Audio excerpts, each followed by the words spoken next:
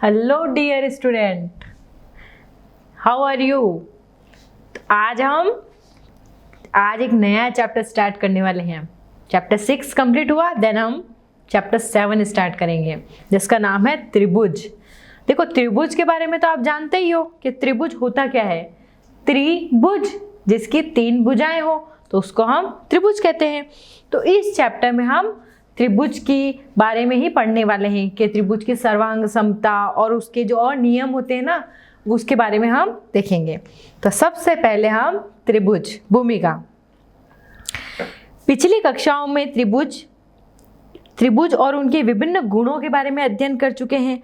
आप जानते हैं कि 3 प्रतिच्छेदी रेखाओं द्वारा बनाई गई बंद आकृति, ये देखो 3 प्रतिच्छेदी रेखाएं मीन्स कट कर रही है आपस में, ये देखो कट हो रही है ना। ये अगर इनको आगे और बढ़ाऊं तो वो 3 प्रतिच्छेदी रेखा है, तो इसीलिए वो त्रिभुज का निर्माण करती है। और एक त्रिभुज को इंग्लिश में बोलते हैं ट्राइंगल। त्रि का अर्थ है 3, ऑब्वियसली 3 का हम हिंदी में अर्थ देखते हैं ना, त्रि का 3 और भुज यानी भुजाएं। तो एक त्रिभुज की 3 भुजाएं, अब देखो 3 भुजाएं का है, 3 तो भुजाएं, 3 कोण, 1 कोण, 2 कोण, 3 कोण और 3 शीर्ष ए बी और सी होते हैं, है ना। इस आकृति में देखो ए बी सी में ये इसको, और जिसको हम डिनोट कैसे करते हैं, ट्राइंगल, ऐसे छोटा ट्राइंगल। तो इसको हम लिखते हैं ट्राइंगल ए बी सी। ये देखो ट्राइंगल ए बी और सी ऐसे डिनोट करते हैं। तो इसकी 3 भुजाएं कौन कौन सी है, एक तो ए बी, बी सी और सी है। ए बी, बी सी और सी, ये 3 भुजाएं। और एंगल कौन कौन से हैं, कोण ए, कोण बी और कोण सी, कोण ए, कोण बी और कोण सी। और शीर्ष ए बी और सी है ना, इसके 3 शीर्ष। तो इसमें 3 भुजाएं, 3 कोण और 3 शीर्ष होते हैं, किसमें, त्रिभुज में। ये आप लास्ट क्लासेस में पढ़ चुके हैं, बट ये आपका रिवीजन हो रहा है। तो अध्याय 6 में आप त्रिभुजों के कुछ गुणों का भी अध्ययन कर चुके हैं। इस अध्याय में आप त्रिभुजों की सर्वांग समता, जिसको हम कॉन्ग्रेंस बोलते हैं, सर्वांग समता के नियमों और त्रिभुज के कुछ अन्य गुणों और त्रिभुजों में असमीकाओं के बारे में विस्तृत रूप से अध्ययन करेंगे। देखो, सर्वांग समता के बारे में आपने छोटी क्लासेस में भी पढ़ा है, 6th, 7th, 8th में भी आपके सर्वांग समता के चैप्टर थे, तो आपको थोड़ा बहुत आइडिया तो था। और अब हम और एक स्टेप ऊपर पढ़ने वाले हैं।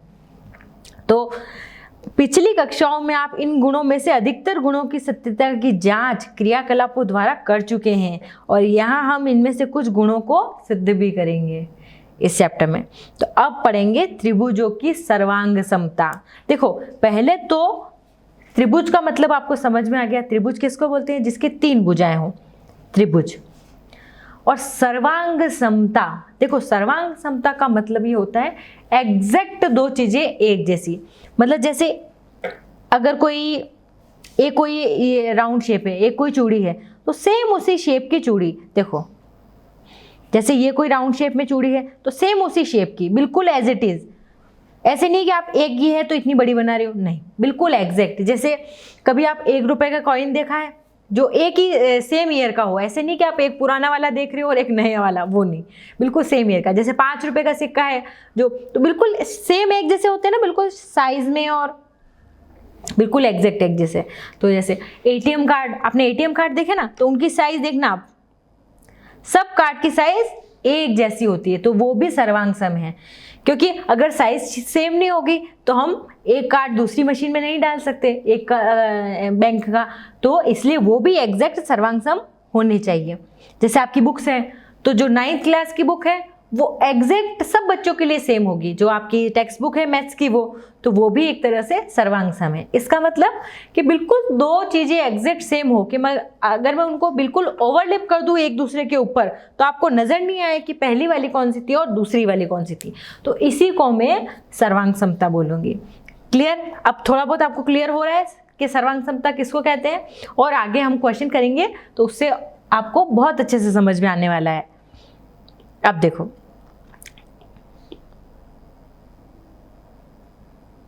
त्रिभुजों की सर्वांग समता। आपने यह अवश्य ही देखा होगा कि आपकी फोटो की एक ही साइज की दो प्रतियां सर्वसम आइडेंटिकल होती है। देखो आप जैसे कभी फोटो खिंचा के आते हो पासपोर्ट साइज के, तो जो फोटोग्राफर आपको फोटो देता है वो एग्जैक्ट, आप जैसे सबको एक साथ रखो दोनों को, तो बिल्कुल आपको ऐसे फर्क नहीं आएगा कि कोई फोटो अलग है, बिल्कुल एक रिम में आ जाते हैं। जैसे आपने A4 साइज पेपर देखे होंगे रिम के, तो बिल्कुल उनमें एक पेज ही बाहर निकला नहीं होता है, तो बिल्कुल एग्जैक्ट सेम होते हैं जैसे बिल्कुल, तो वो भी सर्वांग सम है। तो ये सर्वांग समता के एग्जाम्पल्स है। इस प्रकार एक ही माप की दो चूड़ियां, जैसे मम्मी की चूड़ी पहनती है ना, तो अगर दो चूड़ियां एक ही नाप की है, राउंड शेप की, तो वो सर्वांग सम है। एक ही बैंक द्वारा जारी किए गए ATM, एक ही बैंक द्वारा जारी किए गए ATM भी सर्वांग सम होते हैं, बिल्कुल जैसे एग्जैक्ट बिल्कुल शेप हो, तो ATM। हाँ, और एक ही वर्ष में ढले हुए दो 1 रुपए के सिक्के। हाँ देखो, जैसे पहले थोड़ा सिक्का बड़ा आता था और आजकल 1 रुपए का सिक्का छोटा आता है, तो आपको एक ही वर्ष लेना है। ऐसे नहीं कि आप एक सिक्का जो बहुत पहले का ले रहे हो, जो पहले बड़ी वाली शेप में आता था, और एक अभी का ले रहे हो, नहीं, जो एक ही वर्ष में होने चाहिए, जिन पे प्रिंटेड है ना उस पे वर्ष भी लिखा होता है, तो वो आप देख सकते हो। तो वे एक दूसरे को पूर्णतया ढक लेते हैं, तो उसे ही हम सर्वांग सम कहते हैं। क्या आपको याद है कि ऐसी आकृतियों को कैसी आकृतियां कहते हैं? निसंदेह सर्वांग सम कॉन्ग्रेंट फिगर्स, इंग्लिश में कहते हैं कॉन्ग्रेंट फिगर्स कहते हैं। सर्वांग सम का अर्थ है सभी प्रकार से बराबर। देखो सर्वांग सम का शाब्दिक अर्थ देखो कि सभी प्रकार से बराबर, अर्थात वे आकृतियां जिनके समान आकार और समान माप हो।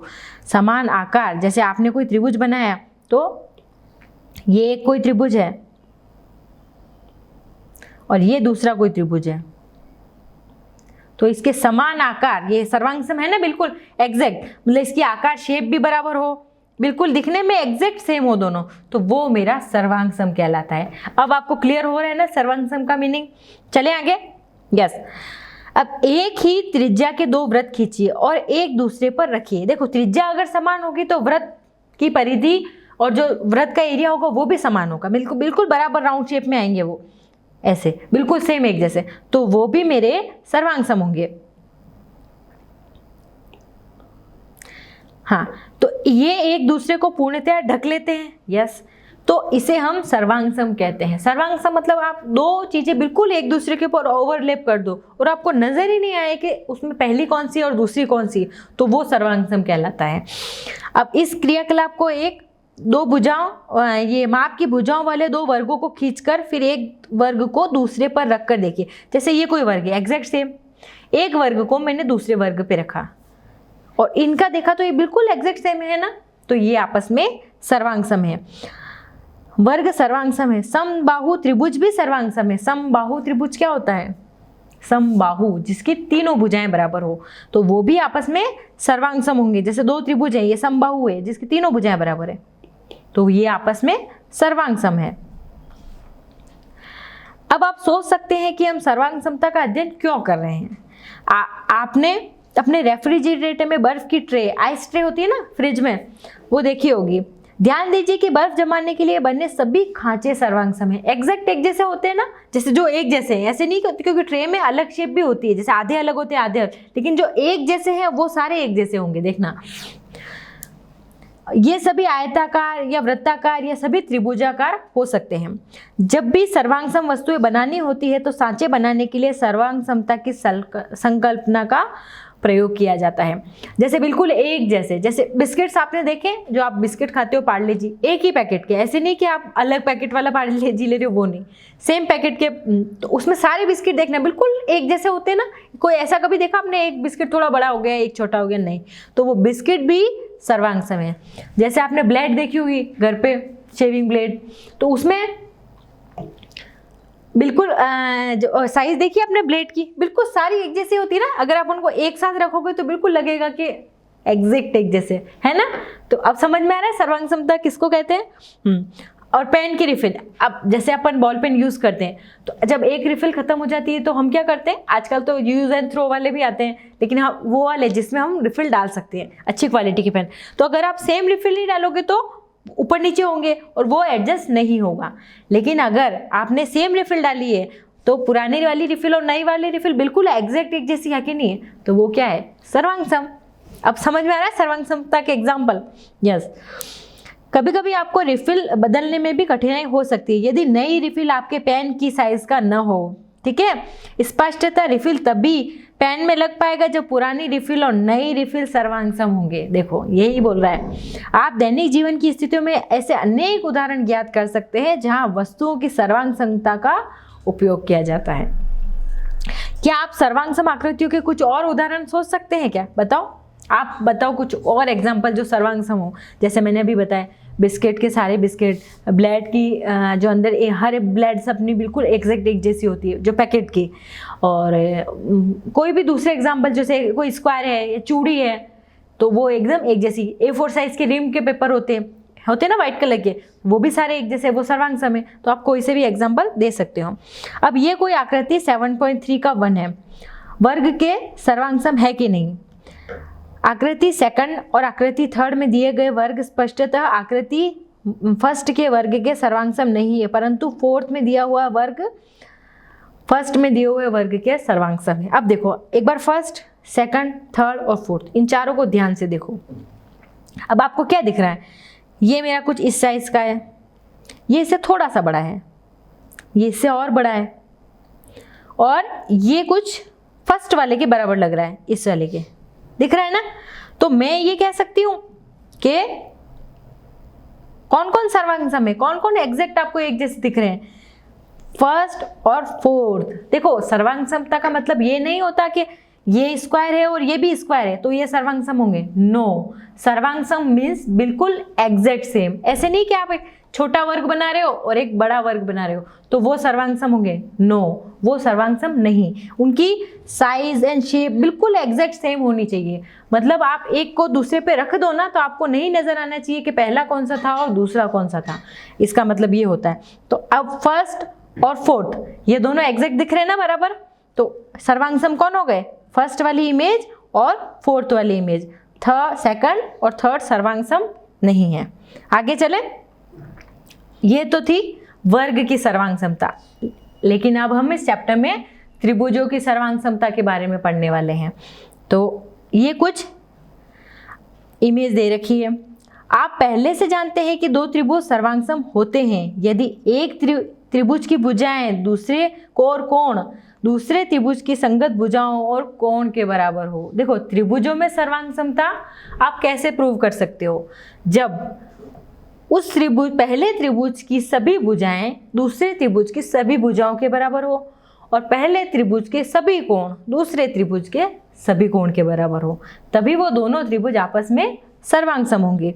अब देखो एग्जाम्पल देखो, ये कोई फर्स्ट इमेज है, ये सेकंड, ये थर्ड, ये फोर्थ एंड ये फिफ्थ, ये कुछ 5 इमेज दे रखी है। देखो अब आपको समझ में आएगा अच्छे से। अब फर्स्ट इमेज देखो आप, इसमें एक है 4.5, ये 4, ये 5, ये कोई मेरा ABC त्रिभुज है।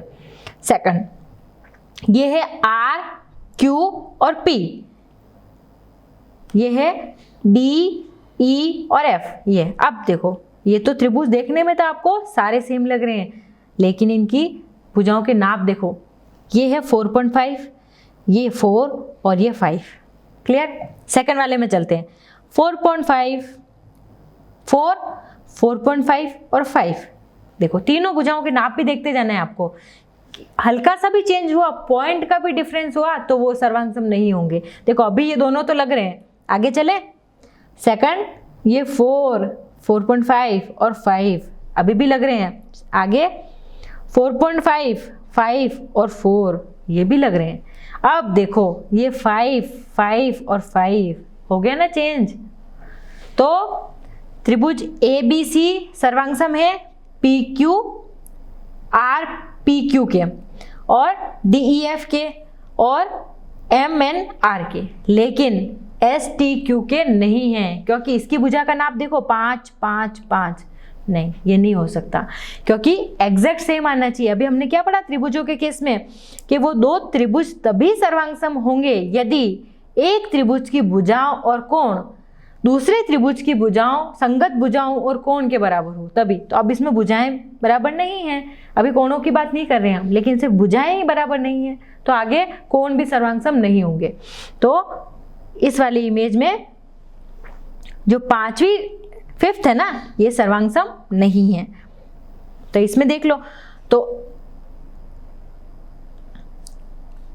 सेकंड और आकृति फिफ्थ तक के प्रत्येक त्रिभुज को काट कर उसके पलटकर ए बी सी पर रखने का प्रयत्न कीजिए। मतलब जैसे आपको ये सारी शेप दे रखी, आप खुद घर पे भी ट्राई कर सकते हैं। कॉपी पे ए बी सी कोई ट्राइंगल बनाया आपने, ये और सेकंड जो थर्ड सारे ट्राइंगल आप कॉपी पे बनाओ एक बार, देन उसको बस उसको कट करो और उसको दूसरे ट्राइंगल फर्स्ट वाले ट्राइंगल पर रखने की कोशिश करो।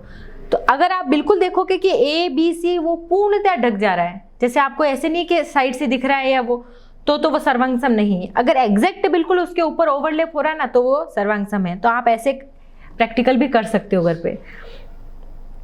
तो इसमें सेकंड, थर्ड और फोर्थ त्रिभुज ए बी सी के सर्वांग सम है, और लास्ट वाला fifth T S U A B C के सर्वांग सम नहीं है। क्यों नहीं है? अभी मैंने रीजन बताया, क्योंकि इसकी भुजा का मान अलग अलग है। जैसे वो एक था 4.5, 4 और 5, बट फिफ्थ वाले केस में क्या था, तीनों 5, 5, 5 थे। तो यानी वो भुजाओं के मान समान नहीं है, इसलिए वो सर्वांग सम नहीं है। अब देखो सर्वांग सम को लिखने का तरीका क्या है। अगर मुझे लिखना है कि त्रिभुज P Q R A B C के सर्वांग सम है, तो देखो मैं कैसे लिखूंगी। पहले तो त्रिभुज का साइन पी क्यू आर, सर्वांग सम देखो दो इक्वल टू बनाने और ऊपर ऐसा वाला साइन है, और उसके बाद में त्रिभुज ए बी सी, ये टर्म आप हर जगह यूज करने वाले हो। ये सर्वांग सम का साइन होता है, दो इक्वल टू एंड देन ऐसे वेव का साइन, ये सर्वांग समता का चिन्ह होता है। और ये आपको अच्छे से याद रखना पड़ेगा। कभी भी आप जब मेंशन करोगे ना कि त्रिभुज पी क्यू आर सर्वांग सम है त्रिभुज ए बी सी के, तो हमेशा आप ये साइन बनाओगे। मतलब सर्वांग समता को शॉर्ट फॉर्म में ऐसे लिखते हैं। जैसे हम त्रिभुज के बारे हम बोलते हैं त्रिभुज, तो आप त्रिभुज के लिए ऐसे लिखते हो। जब हम बोलते रेखा, तो आप रेखा के लिए सिंपल लाइन खींचते हो ऐसे। आप बोलते हो कोण, तो कोण के लिए आप एक छोटा सा कोण ऐसे लिखते हो। तो वैसे ही सर्वांग समता के लिए आप ऐसा साइन बनाओगे। ये आपको पूरे चैप्टर में ध्यान रखना है।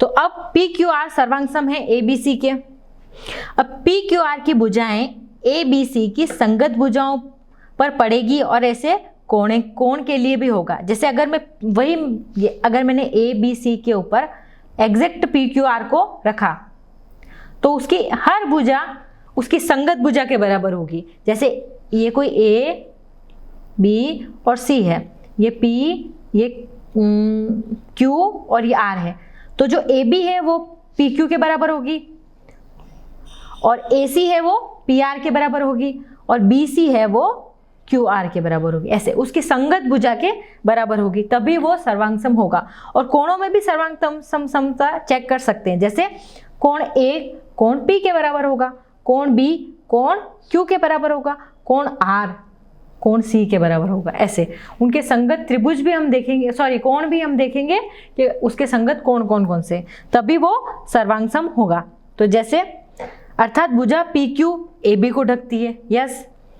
भुजा क्यू आर बी सी को ढकती है, आर पी सी को ढकती है। मतलब उसकी जो संगत भुजा है, जो इस साइड वाली है, तो उस त्रिभुज में भी सेम उस साइड वाली जो भुजा, वो संगत भुजा होती है। आप उसका वो रोटेशन भी चेंज नहीं कर सकते। ऐसे नहीं कि आप ए बी है तो उसको बी ए लिख दो, नहीं, वो भी आपको ध्यान रखना पड़ेगा। आगे आने वाले क्वेश्चन में हम ये चीज देखेंगे।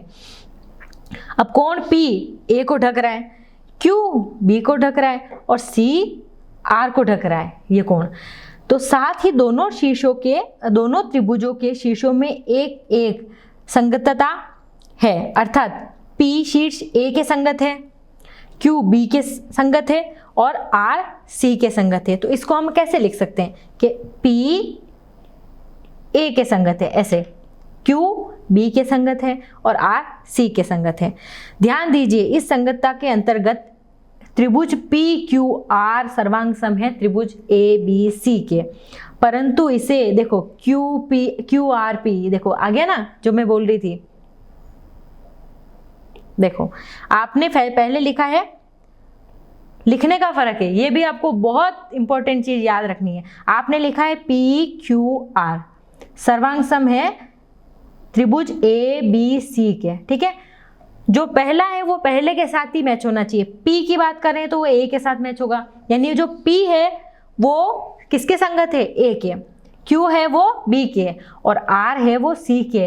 अब आपने क्या किया, इसको मैंने लिख दिया QRP, सर्वांग सम है ABC के, तो ये मेरा हो गया गलत, क्योंकि जब P A के संगत था और आपने उसका रोटेशन चेंज कर दिया, QRP कर दिया, तो ये सर्वांग सम कहना गलत है। आपको एग्जैक्ट ये ध्यान रखना पड़ेगा कि जो उसका एग्जैक्ट जो उसके ऊपर मैच हो रहा है ना शीर्ष, वही, जैसे आपने ABC लिखा है और उधर PQR ही सीक्वेंस रखना है। ऐसे नहीं कि आपने RPQ या ऐसे रैंडमली कुछ भी रख रहे हो, नहीं।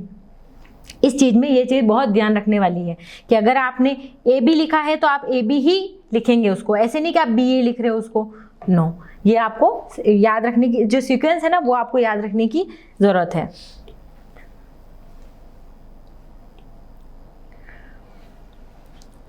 अब जैसे ये आकृति थर्ड के लिए हम क्या करेंगे, FD जो है वो AB के है, DE वो BC के है और EF है वो CA के सर्वांग सम है, और बिंदु भी बता दिए कि F A के है, D B के है और E C के लिए सर्वांग सम है। तो इसके लिए हम लिखेंगे FDE सर्वांग सम है ABC के।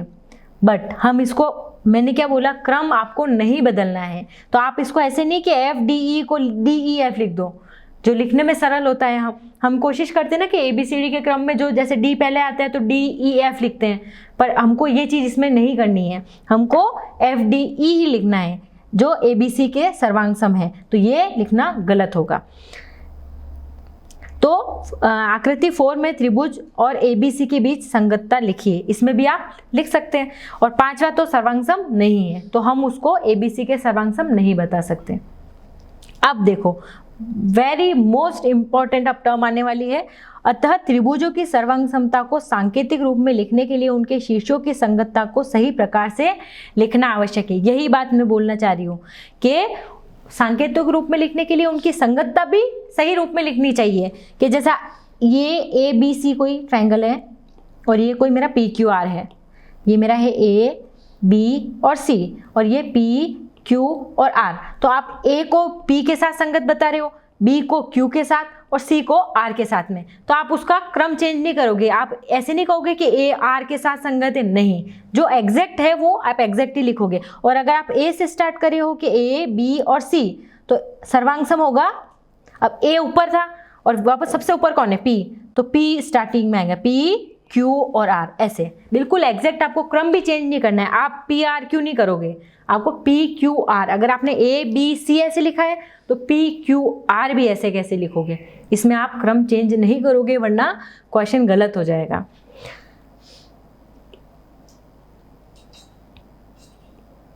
हाँ, अब ध्यान दीजिए कि सर्वांग सम त्रिभुजों में संगत भाग भी बराबर होते हैं, और सर्वांग समता त्रिभुजों के संगत भागों के लिए हमें CPCT लिखते हैं, CPCT।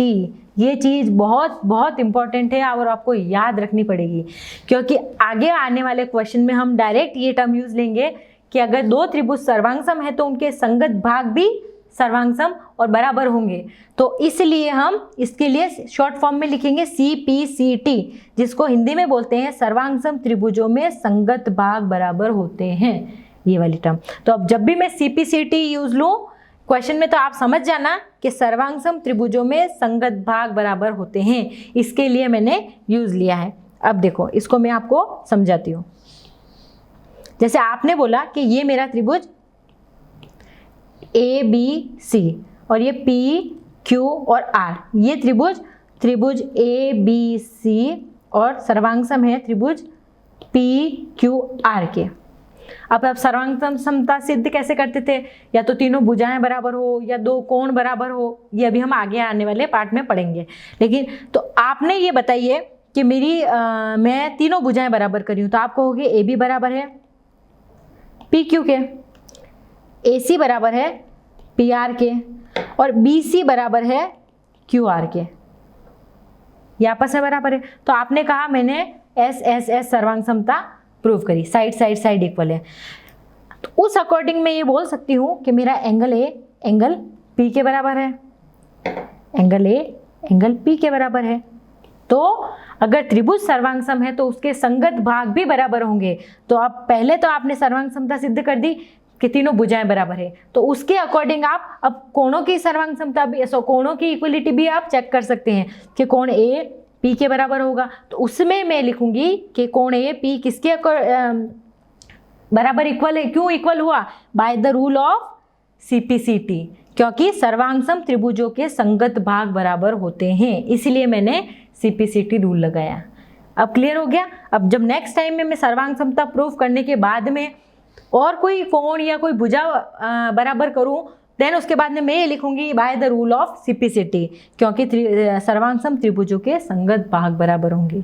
ये क्लियर। अब आगे जब मैं लिखूंगी तो आपको कंफ्यूज तो नहीं होंगे ना कि मैंने सीपीसीटी क्यों लिखा, है ना? यस। चलो अब त्रिभुजों की सर्वांग समता के लिए कसौटियां। अब क्राइटेरिया क्या क्या है इसका? पिछली कक्षाओं में आप त्रिभुजों की सर्वांग समता के लिए 4 कसौटियां, क्राइटेरिया या नियम, रूल पढ़ चुके हैं। इसके लिए हमने रूल पढ़े थे ना कि कौन कौन से क्राइटेरिया हो सकते हैं, side side side, side angle, वो वाले क्राइटेरिया। तो उनमें हम एक बार रिवीजन कर लेते हैं। अब देखो आकृति 7.5 देखो आप, इसमें ये कोई मेरी शेप है और ये ABC है और DEF है, ये दो कोई मेरे त्रिभुज है। अब एक बात बताओ, ये दोनों सर्वांगसम हैं कि नहीं है? आप देखकर बताओ, लग रहे हैं आपको? नहीं लग रहे ना, क्योंकि देखो इसमें एक ही 90 डिग्री आ रहा है, इसकी 18 है, 3 है, 2.4 है और इसकी सिर्फ 3.4 है, और ये समबाहु त्रिभुज है, तो ये आपस में सर्वांगसम नहीं होते। क्योंकि सर्वांगसमता भी हमने पढ़ा है कि एग्जैक्ट बिल्कुल दो सेम चीजें बिल्कुल ओवरलैप हो जाए और नजर नहीं आए, तो वो सर्वांगसमता है। तो ये त्रिभुज सर्वांगसम नहीं है। अब मैंने 2 त्रिभुज खींचे, उसमें दोनों में एक भुजा 4 सेंटीमीटर रख ली और एक कोण खींच लिया मैंने 50 डिग्री। अब सर्वांगसम है? बताओ। अब भी सर्वांगसम नहीं है, क्योंकि इसके लिए मुझे एक क्राइटेरिया और चाहिए।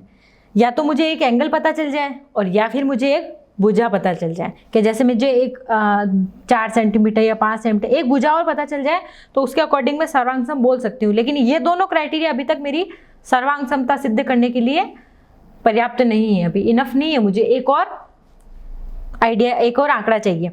तो देखिए कि ये दोनों त्रिभुज भी सर्वांगसम नहीं है। अब कुछ और त्रिभुजों के लिए कुछ और युग्म खींचकर दोहराते हैं हम। देखो, अतः भुजाओं के एक युग्म की समता और भुजाओं के एक युग्म और कोणों के एक युग्म की समता हमें सर्वांगसम त्रिभुज देने के लिए पर्याप्त नहीं है, इसके लिए और डेटा चाहिए। तो उस स्थिति में क्या होगा जब बराबर कोणों की भुजाओं का युग्म अन्य युग्म भी बराबर हो जाए, मतलब एक बराबर कोणों की भुजाओं का अन्य युग्म भी बराबर हो जाए। देखो अब जैसे ये इसमें एग्जांपल देखो, आकृति 7.7 है, ये इसमें मेरा 4 सेंटीमीटर है, ये भी मेरा 4 सेंटीमीटर है, ये एंगल है 50 डिग्री, ये भी 50 और ये मेरी 2 सेंटीमीटर। तो अब ये त्रिभुज सर्वांगसम है कि नहीं है बताओ? 2 तो भुजाएं दे दी और उनके बीच का कोण दे दिया। तो अब इस कंडीशन में तीसरी भुजा न भी हो तो भी चलेगा, क्योंकि इसमें 3 क्राइटेरिया आ गए मेरे पास में, 2 तो भुजाएं और एक कोण। तो वो कौन सा क्राइटेरिया था? देखो, भुजा को हम साइड बोलते हैं इंग्लिश में और कोण को एंगल बोलते हैं। तो अब S और A जब भी लिखूं तो आप समझ जाना कि मैंने कौन सा क्राइटेरिया यूज लिया है। अगर एक त्रिभुज की तीनों भुजाएं दूसरे त्रिभुज की तीनों भुजाएं के बराबर हो, तो यानी तीनों भुजाएं बराबर है, तो कौन सा क्राइटेरिया है? S means side side side, तीनों भुजाएं बराबर हैं। अब देखो, और एक इसके लिए यूज लिया है एंगल के लिए, ये बात ध्यान रखना। तो अब देखो SAS यानी साइड, एंगल और साइड, यानी 2 भुजाएं और उनके बीच का कोण, यानी S भुजा है, एंगल कोण है और साइड वापस भुजा है। तो इस वाले त्रिभुज में कौन सी सर्वांगसमता है? Side angle side, side angle side सर्वांगसमता के नियम देखो। अब 2 त्रिभुज सर्वांगसम होते हैं यदि एक त्रिभुज की 2 भुजाएं और उनका अंतर्गत कोण दूसरे त्रिभुज की 2 भुजाएं और अंतर्गत कोण के बराबर हो। देखो एक चीज ध्यान से सुनो, 2 त्रिभुज सर्वांगसम कब होंगे? एक त्रिभुज की 2 भुजाएं और उनके अंतर्गत का कोण। ऐसे नहीं कि आप ये वाला कोण बना रहे हो, नहीं, 2 भुजाएं और उसके बीच का कोण, दो भुजाएं और उसके बीच का कोण। क्लियर हो गया? तो वो सर्वांग सम होंगे। तो इसके अकॉर्डिंग ये वाले त्रिभुज आपस में सर्वांग सम है। अब देखो ये एग्जाम्पल मेरा उदाहरण 1 स्टार्ट करते हैं। अब आपको अच्छे से समझ में आएगा, जब अपन क्वेश्चन करेंगे ना तो ये सारी चीज़ें आपके क्लियर होती जाएगी। तो देखो आकृति 7.8 है। इसमें देखो क्वेश्चन में सबसे पहले गिवन क्या क्या है वो आप देख लिया करो, देन उसके बाद में हमको निकालना क्या है वो हम सेकंड स्टेप में देखेंगे। तो सबसे पहले जो भी गिवन है ना वो आप एक बार लिख लिया करो पहले क्वेश्चन में कि हाँ दिस इज गिवन। तो AO इक्वल टू OB के, तो AO का है ये, AO बराबर है OB के। सेकंड OD बराबर है OC के, OD और OC ये भी आपस में बराबर है। तो अब हमको दर्शाना है कि AOD, अब देखो किस त्रिभुज की बात कर रहे हैं, AOD ये वाला नीचे वाला त्रिभुज और BOC ये त्रिभुज। अब देखो एक चीज मैं देखो बहुत इंपॉर्टेंट चीज बताती हूँ आपको। अब इसमें स्टार्ट कहाँ से किया, A से, AOD। अब देखो A कहाँ है यहाँ पे, A, O और D, फर्स्ट में A आया है। अब दूसरा जो त्रिभुज सर्वांग सम है उसको कहाँ से स्टार्ट किया, B, O और C, स्टार्टिंग कौन है B, तो B, O, C ऐसे स्टार्ट किया है, ऐसे नहीं कि C, O, D। ये भी ध्यान रखने वाली बहुत इंपॉर्टेंट बात है क्योंकि अब आपको आगे इसमें पता चलेगा। तो हमको ये प्रूव करना है कि AOD सर्वांग सम है BOC के, और सेकंड चीज ये प्रूव करनी है कि AD पैरेलल है BC के। अब AD कहाँ है, AD और BC ये दोनों आपस में पैरेलल है, ये हमको प्रूव करना है। तो फर्स्ट हम ट्राइंगल लेते हैं AOD ये नीचे वाला और BOC ऊपर वाला, ये दो हमने त्रिभुज लिए। First criteria AO equal to OB, कैसे लिखा, गिवन दिया है, ये भी आपको रीजन भी मेंशन करते जाना है ब्रैकेट में कि जो जो हमको दिया है और आपने क्यों रीजन क्यों लगाया है वो आपको मेंशन करना है कि गिवन है कि दिया है, मतलब 90 डिग्री है कि कौन सा शीर्षाभिमुख कोण है, जो भी आपने क्राइटेरिया यूज लिया वो आपको ब्रैकेट में मेंशन करना मस्ट है, तभी आपका क्वेश्चन सही माना जाएगा। तो आपने फर्स्ट लिखा है AO equal to OB, first OD equal to OC ये भी मेरे को गिवन है। अब देखो इसमें आपने अगर इन दोनों रेखाओं को आप ध्यान से देखो तो ये आपस में एक दूसरे को कट कर रही है ना क्रॉस में, और लास्ट चैप्टर में हमने पढ़ा था कि अगर दो रेखाएं आपस में एक दूसरे को प्रतिच्छेदित करती है, क्रॉस करती है, तो आमने सामने वाले कोण यानी शीर्षाभिमुख कोण सदैव बराबर होते हैं। तो इसको मैं ऐसे कह सकती हूँ कि ये एंगल और ये एंगल बराबर होगा, तो जिसको मैं AOD लिखूंगी। देखो फिर से बताती हूँ, AOD बात हम एंगल O की कर रहे हैं, लेकिन हमको ये बताना भी जरूरी है कि A स्टार्ट कहाँ से हो रहा है, AOD एंगल की बात करें, क्योंकि AO पे तो 4 एंगल बन रहे हैं, 1 2 3 4, लेकिन स्पेशली हम किस एंगल को मेंशन कर रहे हैं वो लिखना बहुत जरूरी है। इसलिए मैंने लिखा AOD और एंगल BOC, यानी B यहाँ से स्टार्ट हो रहा है और BOC इस एंगल की बात कर रहे हैं। तो ये हो गया BOC ये वाला और ये बीच वाला, क्योंकि शीर्षाभिमुख कोणों का एक युग्म है, अतः AOD और BOC बराबर होगा।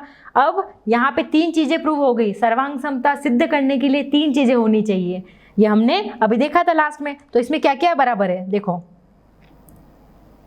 2 तो भुजाएं बराबर है, यानी 2 हो गई मेरी साइड, और उनके बीच का कोण यानी वो हो गया एंगल। तो मैं इसको ऐसे लिख सकती हूँ साइड एंगल साइड, और ये मेरी साइड एंगल साइड सर्वांग समता नियम से AOD सर्वांग सम है BOC के। फर्स्ट प्रूव हो गया। सेकंड पे चले, यस। अब AD पैरेलल है BC के, तो ये भी हमको प्रूव करना है। तो सर्वांग सम त्रिभुजों AOD और BOC में अन्य भाग संगत भाग भी बराबर होंगे। अभी हमने नहीं पढ़ा था जिसमें कि अगर त्रिभुज सर्वांग सम है तो दूसरे भाग भी संगत होंगे। तो OAD और BOC बराबर है, परंतु ये रेखाखंड AD और BC के लिए एकांतर कोणों का एक युग्म बनाते हैं। यस, तो AD पैरेलल है BC के। अब देखो इसको देखो, जब ये त्रिभुज इस त्रिभुज के सर्वांग सम है तो उसके सारे कोण और सारी भुजाएं भी बराबर होगी। तो अगर मैं इसको ऐसे देखूं Z शेप में, तो हम जानते हैं कि एकांतर कोण बराबर होते हैं। तो वो लाइन समांतर होगी। हमने लास्ट चैप्टर में पढ़ा था ना कि या तो देखो कोणों का युग्म बराबर हो तो वो रेखाएं समांतर होगी, या उसका उल्टा वाइस वर्सा। वो रेखाएं समांतर है तो कोणों का युग्म जैसे एकांतर कोण, संगत कोण और एक ही तरफ बने कोणों का जो रेखीय युग्म में होते हैं वो समान होते हैं। तो अब इसमें मेरी एकांतर कोण आ गए, तो अब ये रेखाएं समांतर है, तो इससे ये प्रूव हो गया कि ए बी और सी डी समांतर है। क्लियर हो गए दोनों? समझ में आया ना अच्छे से बच्चों, या वापस बताऊं? वापस बताऊं एक बार, फर्स्ट क्वेश्चन है। चलो देखो, इसमें हमको क्या है, सर्वांग समता सिद्ध करनी है। और इसमें गिवन क्या क्या है, देखो दो चीजें दे रखी है कि ए ओ बराबर है, ए ओ और ओ बी बराबर है, और ओ डी और ओ सी बराबर है। ये दो चीजें हमको दे रखी है। अब सर्वांग समता सिद्ध करने के लिए तीन चीजें पता होनी चाहिए। दो तो हमको पता है, अब तीसरे में हम थोड़ा दिमाग लगाएंगे। तो हमने ये लगाया कि दो रेखाएं आपस में एक दूसरे को काट रही है, तो शीर्ष अभिमुख कोण सदैव बराबर होते हैं। तो भाई ये कोण बराबर हो गया ना। अब दो भुजाएं और उनके बीच का कोण, यानी कौन सी सर्वांग समता हो गई, साइड एंगल साइड। तो साइड एंगल साइड से ये दोनों त्रिभुज सर्वांगसम हो गए। अब जब त्रिभुज सर्वांगसम हो गए तो उनके बचे हुए पार्ट भी बराबर होंगे कि नहीं होंगे, हर कोण और हर भुजा बराबर होगी। तो इस तरह मैं बोल सकती हूँ कि ये एंगल बी और एंगल ए के बराबर होगा, और एंगल सी एंगल डी के बराबर होगा, ये भी बराबर होगा ना। तो लास्ट क्लासेस में हमने पढ़ा था कि समांतर भुजाएं, दो समांतर भुजाएं होती है तो उनके संगत कोण एकांतर कोण बराबर होते हैं। तो ये एकांतर कोण बन रहा है ना, जो जेड पे बनते हैं वो एकांतर कोण होते हैं, याद आया? और जो एफ पे बनते हैं वो संगत कोण होते हैं। तो ये जेड पे बन रहे हैं ना, बी और ए, तो वो एकांतर कोण है, एकांतर अंतः कोण। तो जब ये एकांतर कोण बराबर हैं तो यानी ए डी और सी बी समांतर भुजाएं हैं। हो गया ना प्रूव? ए और बी दोनों प्रूव हो गए ना? हो गया ना क्वेश्चन सॉल्व? अच्छा लगा ना क्वेश्चन? प्रैक्टिस करनी है सारे क्वेश्चन की। चलो अब एग्जाम्पल नंबर 2 पढ़ते हैं।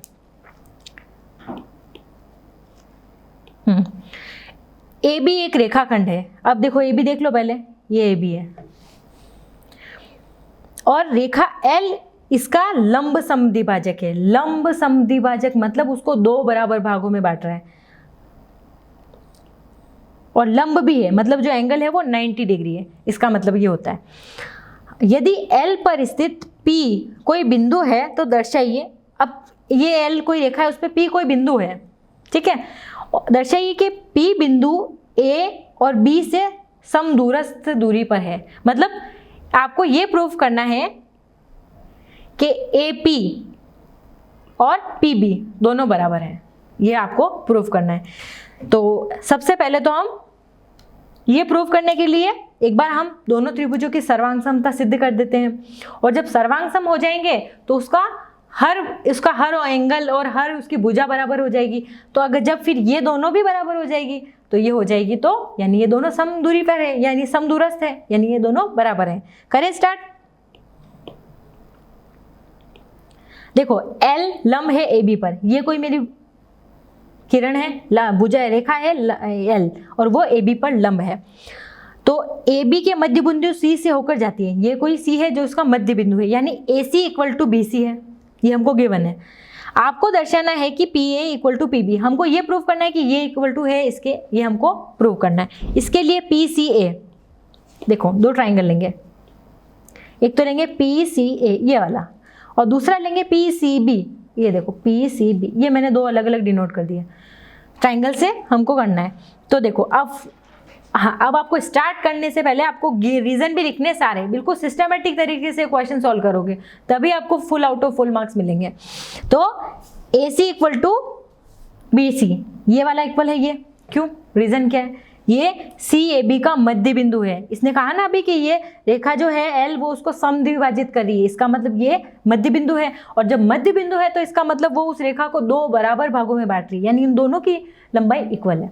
तो यानी A C equal to B C है। सेकंड, हाँ एक चीज और बोली थी इसने कि रेखा एल लंब समद्विभाजक है। लंब का मतलब होता है 90 डिग्री, ये तो ये कोण क्या हो गए दोनों 90 डिग्री के। तो एक हिंट हमको और मिल गया, तो पी सी ए ये वाला ये भी 90, और पी सी बी ये भी 90। देखो अब इसका लिखने का तरीका देखो, आप स्टार्ट इसने पी सी ए से किया है, पी सी ए, और देन सेकंड वाले त्रिभुज में भी PCB, देखो सिस्टम चेंज नहीं किया इसने, सीक्वेंस चेंज नहीं किया है। ऐसे नहीं कि आप PCA लिख के इधर लिख रहे हो BCP, नो, बिल्कुल जो जहां से इस त्रिभुज में स्टार्ट किया है वो का वो पॉइंट सेकंड वाले में भी लेंगे। तो PCA और इधर PCB इक्वल टू 90 डिग्री, ये भी हमको दिया है। Third reason PC equal to PC। अब देखो PC, देखो PC दोनों में है कि नहीं है, ये वाली खड़ी लाइन, तो क्योंकि उभयनिष्ठ है। अब बताओ इसमें कौन सा रूल लगा, दो तो हो गई भुजाएं और उनके बीच का कोण, भुजाओं को साइड से दो साइड और एंगल, तो उसको लिखेंगे कैसे, ऐसे नहीं कि SSA लिख रहे हो, नहीं, उसको लिखने का तरीका है दो भुजाएं, यानी दोनों भुजाएं साइड में और उनके बीच का कोण, तो SAS रूल है, सर्वांग समता।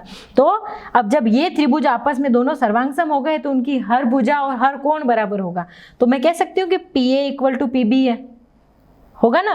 तो यस, तो यही तो मुझे प्रूव करना था कि उनकी दूसरी भुजाएं भी समदूरस्थ है। ये P जो है वो A और B बिंदु से समदूरस्थ है, तो हो गए, ये दोनों बराबर हो गई, इसका मतलब समदूरी पे ही तो है, और यही हमको प्रूव करना है। नेक्स्ट, चले आगे, समझ में आ रहा है ना बच्चों, आगे करूँ स्टार्ट, ठीक है। अब देखो ये कोई आकृति 7.10 है। अब इसमें दो त्रिभुजों की हमने रचना करी है, इसमें एक है 4 और 5, दो भुजाएं हैं इसकी 4 और 5 है, और एक कोण है 50 डिग्री। अब देखो आपने दो भुजाएं तो खींच दी, एक 4 और एक 5 इधर, और एक में एंगल 50 इधर बनाया है और दूसरी में एंगल 4 के इस साइड बना है, तो ये आपस में सर्वांग सम है कि नहीं है, आप बताओ। ये त्रिभुज दोनों सर्वांग सम नहीं है, क्योंकि वो सीक्वेंस भी आपको ध्यान रखना पड़ेगा कि दोनों भुजाओं के बीच का कोण ही होना चाहिए। ऐसे नहीं कि आप भुजा तो इधर ले रहे हो और कोण दूसरी साइड में ले रहे हो, नहीं, वो सीक्वेंस भी आपको ध्यान रखनी पड़ेगी। तो SAS नियम तो सत्य है, परंतु ASS या SSA नियम नहीं हो सकता। देखो मैंने अभी बताया ना कि एक ही नियम है SAS, यानी दो भुजाएं और उनके बीच का कोण। आप ऐसे नहीं कि पहले दो भुजाएं और फिर लास्ट वाला कोण ले लो, नहीं, या फिर दो आगे भुजाएं और फिर पीछे कोण आ रहा है, ये भी नहीं। तो इसका सीक्वेंस हमेशा यही होगा SAS। क्लियर, फर्स्ट वाला था SSS जिसमें तीनों भुजाएं थी, सेकंड वाला है SAS, दो भुजाएं और उसके बीच का कोण। क्लियर, यही सीक्वेंस रखना है। आप कभी ऐसे मत लिखना कि ASS या SSA, नो, SAS। अब देखो, अब एक थोड़ी और नई टेक्निक, यह आप लास्ट क्लासेस में पढ़ चुके हैं लेकिन फिर भी आपका रिवीजन हो रहा है। तो अब ये देखो, ये मेरे दो कोण दे रखे हैं और उनके बीच की भुजाएं हैं, और ये मेरे दूसरे ही त्रिभुज में दोनों कोण दे रखे हैं और उनके बीच की भुजाएं। अब ये सर्वांग सम है कि नहीं है, आप कहोगे हाँ, एक कोण 60, इसमें भी 60, इसमें 45, इसमें भी 45, और एक भुजा बराबर है, तो आप कहोगे हाँ ये तो मुझे सर्वांग सम लग रहे हैं। पर आप बताओ इसमें रूल कौन सा लगा सर्वांग समता का, तो आप कहोगे इसमें तो दो एंगल है, तो एक एंगल, दो एंगल और उसके बीच की साइड, तो एंगल साइड एंगल सर्वांग समता कौन सी है, ये एंगल साइड एंगल, दो एंगल है और उनके बीच की साइड, तो ये वाला रूल होगा एंगल साइड एंगल, और जिसको हिंदी में बोलते हैं कोण भुजा कोण, सर्वांग समता ASA सर्वांग समता होती है। तो अभी तक हमने कितनी सर्वांग समता पढ़ी है, 3। फर्स्ट वाली थी साइड साइड साइड, सेकंड वाली थी साइड एंगल साइड, और ये थर्ड वाली है एंगल साइड एंगल। क्लियर, इसके अब एग्जाम्पल्स हम नेक्स्ट क्लास में करेंगे। तब तक आपको सारे अभी जो भी प्रमेय पढ़ी है उसके बारे में आपको अच्छे से सीखना है, क्योंकि बच्चों जब तक आप प्रैक्टिस नहीं करोगे ना, ये वाली चीज़ें आपको समझ में नहीं आएगी, अच्छे से समझ में नहीं आएगी, क्योंकि सुनने से इतने अच्छे समझ में नहीं आती है जब तक हम खुद से उस क्वेश्चन को सॉल्व नहीं करते हैं। ये बात आप बहुत अच्छे से ध्यान रखो। और मैथ्स ऐसा सब्जेक्ट है जिसमें आपको प्रैक्टिस करनी ही पड़ेगी, 1 बार 2 बार 3 बार, और फिर वो चीज़ें इतनी इंटरेस्टिंग लगेगी आपको कि करने में बहुत मज़ा आएगा। तो अभी तक हमने जो भी पढ़ा है, नेक्स्ट क्लास में हम प्रमेय 7.1 से स्टार्ट करेंगे। तब तक और प्रश्नावली 7.1 के क्वेश्चन देखेंगे, है ना ये। तो तब तक आपको सारे क्वेश्चन की प्रैक्टिस करके आनी है अच्छे से। क्लियर करोगे ना बच्चों, ठीक है, नेक्स्ट क्लास में मिलते हैं। ओके।